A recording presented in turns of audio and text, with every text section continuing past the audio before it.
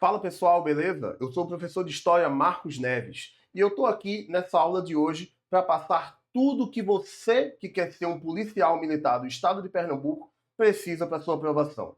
Este que vos fala, apesar dos cabelos brancos deixarem isso muito claro, tem 15 anos de experiência em sala de aula, trabalhando nos mais diversos níveis. Eu sou formado pela UPE, instituição do estado de Pernambuco, meu mestrado e meu doutorado voltado para a história de Pernambuco. Então você está tendo contato aqui com um cara que estudou História de Pernambuco durante toda a sua vida e que vai ser vital para a sua aprovação, beleza? Então, nessa aula de hoje, voltada para a abordagem da PMPE, a gente vai fazer uma visão panorâmica, sabe? A gente vai ver os principais assuntos, o que mais cai, até porque a gente está no momento de pré-edital. Mas como eu trabalhei com os últimos editais, os últimos 4 concursos, eu vou trazer aqui para vocês as abordagens desses últimos 4 concursos. O objetivo aqui é fazer um raio-x de como a prova se comporta, né? Para que você não seja surpreendido. Tem que fechar, velho. Prova de história é para fechar. Aluno que quer passar tem que fechar essa parada sem muita delonga. E para isso, a gente vai ter esse primeiro encontro aqui, que é uma visão panorâmica sobre a história de Pernambuco e os seus principais aspectos. Posteriormente, nós teremos o nosso curso regular, que será disponibilizado aqui, vocês vão ser informados sobre isso, e aí a gente vai começar com outra abordagem, com aulas mais direcionadas para cada assunto. Mas nesse encontro de hoje, a nossa abordagem vai ser uma visão panorâmica sobre a história de Pernambuco, que é o objetivo de quem quer passar na PMPE. Massa? Suave? Beleza. Eu trouxe algumas imagens aqui, pessoal, não de caráter ilustrativo, mas para que você possa fazer uma associação. A imagem pela imagem é uma besteira, né? E sim para que você possa fazer uma associação com essas imagens. Beleza? Olha só. Eu trouxe aqui para vocês, primeiro, essa imagem dos portugueses, está aqui, ó, os portugueses conversando com algumas lideranças indígenas. Marcos, tu trouxe isso aqui a troco de quê, meu irmão? Muito simples, velho. O primeiro tópico do edital são os primeiros contatos, ou seja, o período pré-colonial. Presta atenção nisso aí, meu irmão. Isso é assunto certo de cair na prova de vocês. Os primeiros contatos, os contatos com os povos indígenas. Oxe, Marco, não é índio não? Não, meu irmão. Que a prova de vocês vai chamar de povos indígenas ou povos originários. Então, tudo que está sendo feito, tudo que está sendo dito aqui é voltado para a tua prova, né? Ninguém aqui vai estar conversando que não precisa. O negócio aqui é focado e destinado exatamente para a prova. Então, ó, tá aqui os primeiros contatos entre os portugueses e os nossos povos originários, né? Os nossos povos indígenas. Então, o que é que acontece? Isso foi no período pré-colonial. Pré-colonial é de quanto a quanto, Marcos? 1500 a 1530. O Brasil passa 30 anos nesse período ali de stand-by, né? Ali num período de stand-by em que o Brasil é o plano B de Portugal, porque Portugal estava mais de olho no comércio com as Índias, né? O comércio com as especiarias. Marco, o que é especiaria? Marfim, seda, ouro, e inclusive uma coisa, pimenta, noz moscada, canela, uma parada que depois nós vamos produzir no nosso período colonial, que é o açúcar, velho, tá? O açúcar é uma especiaria que posteriormente foi chamada de ouro branco, mas calma, sem spoiler, sem agonia, que a gente vai chegar lá. O período pré-colonial, que dura 30 anos, ele vai ter as suas características. E o aluno concurseiro que quer passar, que quer gabaritar na prova, eu sempre falo isso para os meus alunos, velho.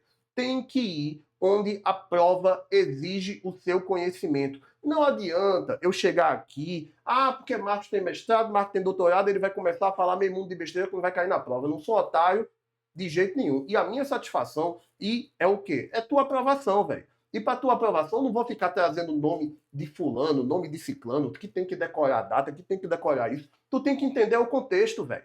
Tu tem que entender o contexto. Você entendendo o contexto e as características do período pré-colonial, morreu. Porque aí você vai entender a do pré-colonial, a do colonial, e aí você vai conseguir traçar uma linha de raciocínio.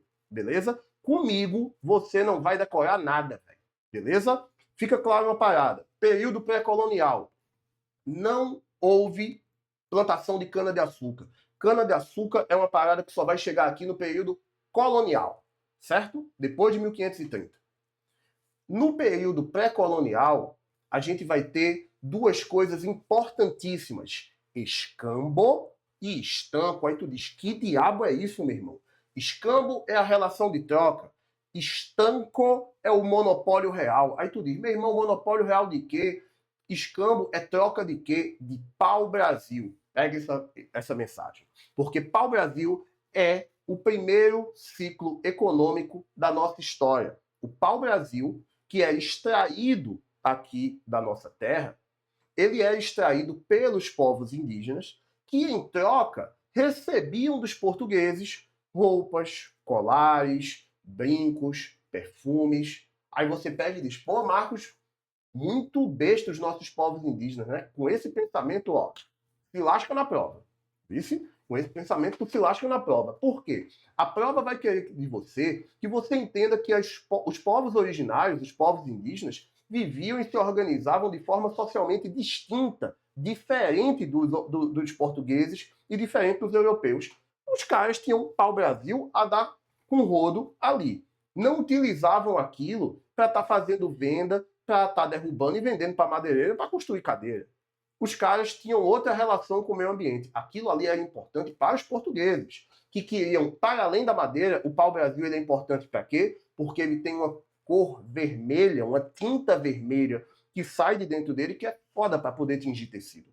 Beleza? Então, antigamente, mas por que para tingir tecido? Porque antigamente, quando você tinha um tecido vermelho, isso demonstrava a tua classe social.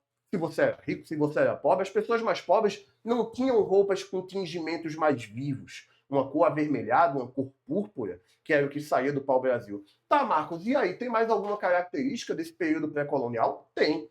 Para onde iam esse pau-brasil? Feitorias. Marcos, eu nunca ouvi falar nesse negócio, meu irmão. O que são as feitorias? Feitorias eram espécies de depósitos que ficavam no litoral, onde era armazenado o pau-brasil e também as drogas do sertão, que ocasionalmente eram extraídas para irem direto para a Europa, beleza? Aí tu disse, oxe, meu irmão, drogas do sertão, mas como assim? Maconha? Não, minha gente, esquece que o que a gente chama de droga hoje não é a mesma coisa que se a prova de vocês colocar drogas do sertão, não me vem pensando em maconha. É para você pensar em quê? Em castanha, tá? É para você pensar em produtos que não se davam ali naquela faixa litorânea, drogas do sertão, produtos que eram considerados exóticos e que também teriam um alto valor na Europa. Então, esses produtos, mas principalmente o pau-brasil, eram armazenados nas feitorias. Posteriormente, quando nós tivermos o nosso curso de questões, que também será compartilhado aqui com vocês, a gente vai ver que a prova de vocês já caiu muito desse jeito, velho. Ah, as feitorias comercializavam. Feitoria não comercializa nada, meu irmão.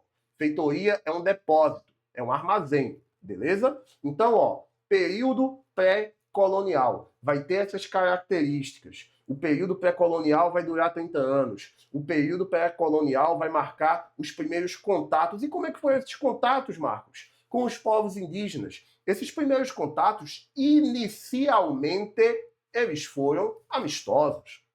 Mas, posteriormente, os europeus fizeram aquilo que eles sabem fazer de melhor, né?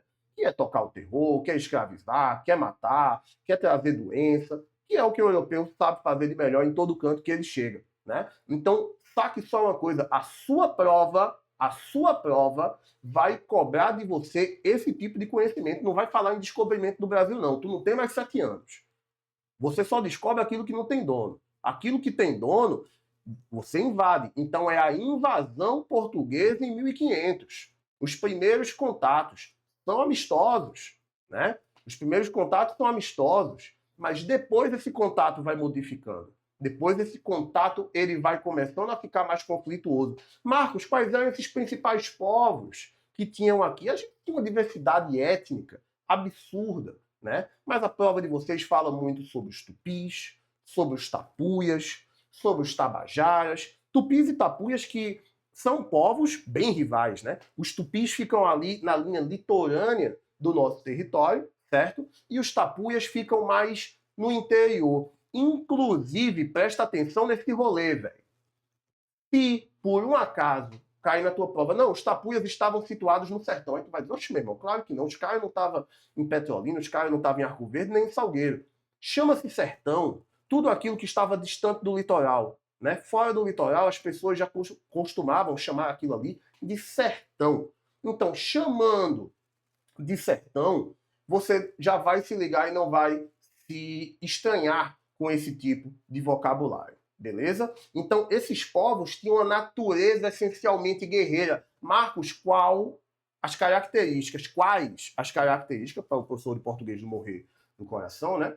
Quais as características desses povos originários? Povos essencialmente guerreiros, então acaba com aquela história de eram bonzinhos, eram gente boa, eram paz de amor, e só queria dormir e ficava na rede. Isso é achismo.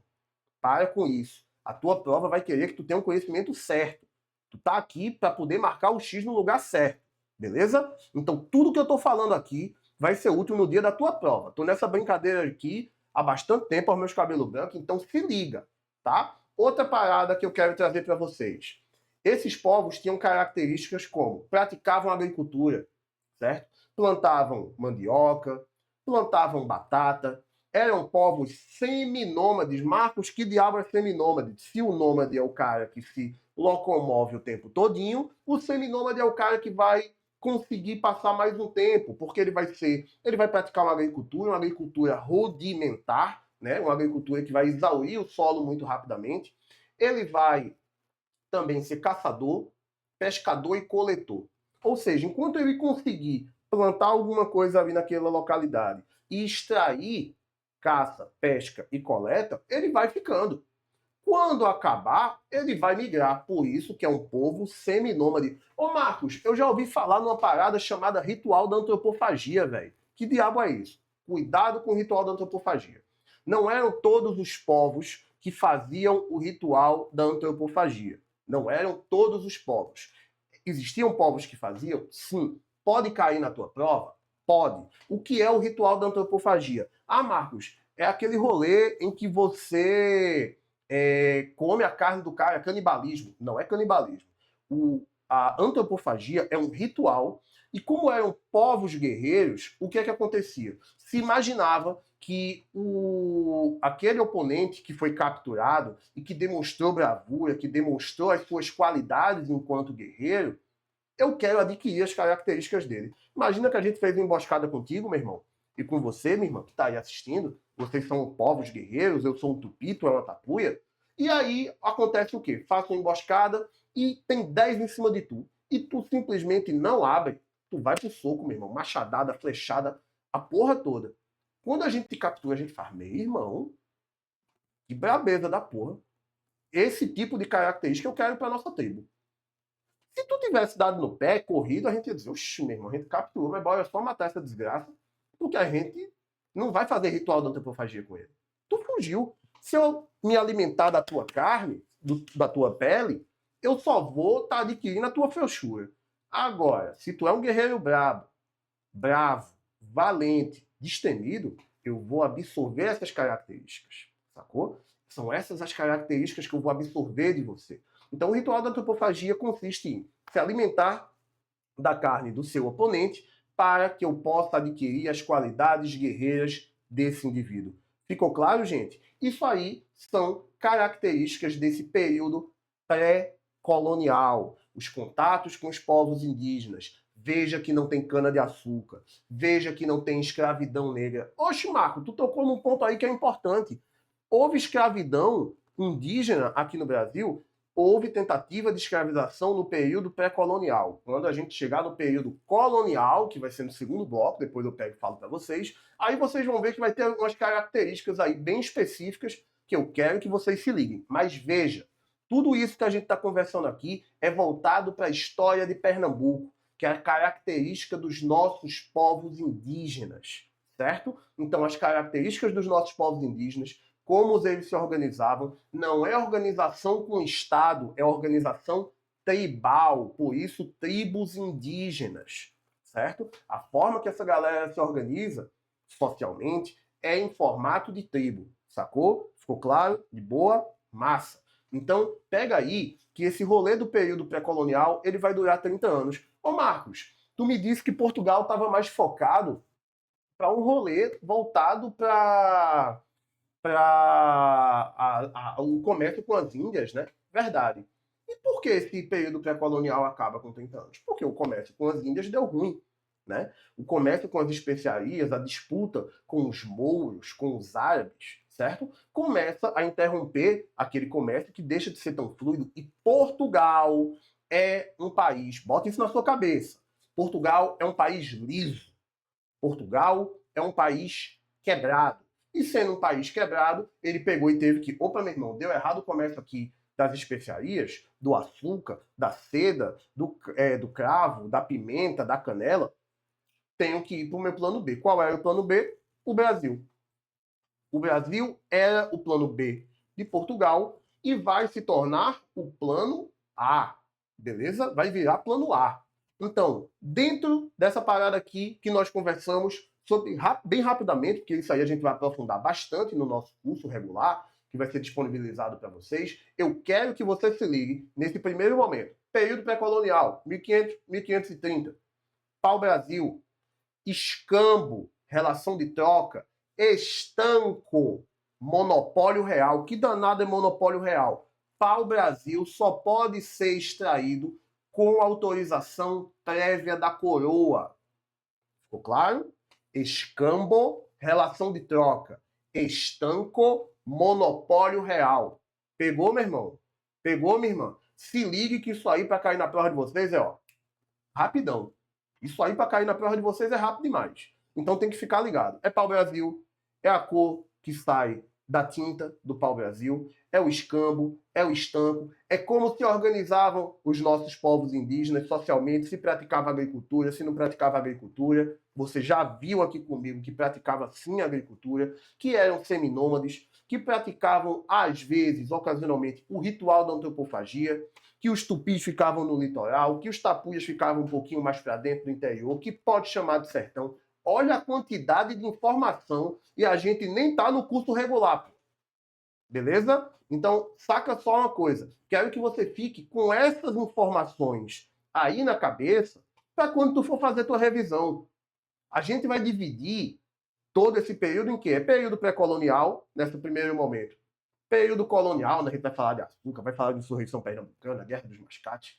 Essa visão panorâmica. Depois a gente vai para cima das revoltas liberais, 17, 24, 48. Tem outras, Marco? Tem, meu querido. Tem, minha querida. Mas a gente aqui vai focar nas principais. No nosso curso, aí a gente pega e dá de cano de ferro. Massa? Depois disso, a gente já pula para a República. As interrupções democráticas. Eita assunto que cai toda vez, meu irmão. Eita assunto que cai toda vez. Ditadura. Seja ditadura do Estado Novo, seja ditadura de 64. Beleza? Então, saca só como é que isso aqui vai ficar organizado. Beleza? Acabou esse período pré-colonial, porque Portugal estava interessado nessa questão de ter o seu plano B agora como plano A. Agora sim a gente vai começar a falar de outras características, velho. Cana-de-açúcar, capitanias hereditárias, Duarte Coelho, Jerônimo de Albuquerque, Guerra dos Mascates, Insurreição Pernambucana, União Ibérica. Tudo isso aí é assunto que a gente vai ver no próximo bloco, beleza? Fica aí, velho. Fica aí, espera.